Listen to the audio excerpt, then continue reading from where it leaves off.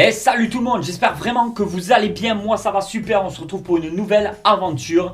Et aujourd'hui nous sommes sur la partie 4 de la série à Mataro, je crois que c'est Mataro en Espagne. Et là on se retrouve clairement pour la vidéo probablement l'une des plus intéressantes de cette série, la Chilobrachys waini. C'est une araignée mygale, donc c'est une mygale d'Australie. Et cette mygale a quand même une certaine particularité, c'est une tisseuse. Alors là, comme vous pouvez le voir, elle est juste dessus. C'est elle qui a tissé tout ça, donc qui a fait ses toiles.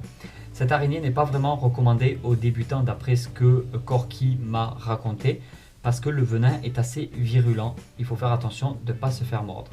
Elle ne possède pas de poils, ou très peu du moins, très peu de poils, contrairement au Brachypelma que je vous montrais dans d'autres vidéos. La Chilobrachys, elle, va vivre bien moins longtemps, mais elle va avoir du coup une croissance beaucoup plus rapide et va devenir plus grande que les Brachypelma que je vous ai montrés dans les vidéos précédentes. Pour tous ceux qui viennent sur la chaîne que maintenant et qui n'ont pas encore vu le début, nous sommes sur une série de vidéos qui se déroule en 5 ou 6 épisodes, qui se passe donc pas en France mais à Mataro, chez un abonné de la chaîne YouTube qui s'est installé en Espagne et qui peut donc nous présenter des magnifiques araignées qu'on n'a pas le droit d'avoir en France sans certaines autorisations. Là nous sommes sur une espèce strictement interdite en France et on n'a pas les autorisations nécessaires. Il nous faut le certificat de capacité ainsi que l'AOE, donc l'autorisation d'ouverture d'établissement qu'on peut avoir, hein, c'est faisable, il n'y a pas de... Voilà, il faut passer les bonnes autorisations, il faut passer un stage, il me semble, pour faire ça bien. Mais moi, vous connaissez Taticelli, je ramène ça à l'appart, c'est divorce, je me prends un coup de pied au cul, je dégage dehors et j'ai raté ma vie. Donc c'était pour vous dire que je n'ai pas cette chance d'avoir des araignées et honnêtement, je ne sais pas si ça m'aurait vraiment intéressé. Je suis assez réticent, je ne connais pas très bien. Corky ne veut pas se montrer en vidéo suite à certains problèmes qu'il avait eu sur les réseaux sociaux. Il est un peu contre tous ces réseaux sociaux, mais il a voulu que je partage sa passion en vidéo.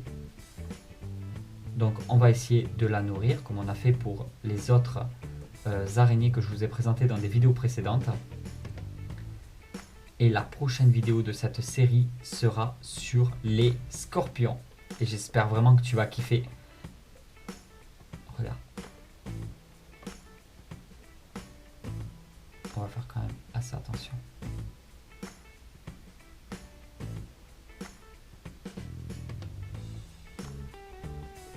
Elle est vraiment impressionnante. Celle-ci, elle impose le respect. On va voir si elle veut bien se nourrir. Alors d'après ce que j'ai compris, elle n'a pas tissé la toile directement comme ça du jour au lendemain. C'est sa maison qu'elle crée au fur et à mesure du temps et qu'elle apporte ses propres améliorations au fur et à mesure du temps. Elle rajoute de la toile, elle tisse, c'est un petit peu sa façon d'être. Du coup ça change totalement de l'ordinaire. C'est une mygale qui est très intéressante au niveau du comportement. Et ça me tenterait plus d'en avoir une comme ça à la limite qui tisse un petit peu, même si à la limite j'avoue qu'elle fait beaucoup plus peur, sachant qu'on sait très bien que c'est une Australienne et que par conséquent forcément elle a un venin qui est peut-être plus virulent que d'autres mygales, donc il faut faire assez attention.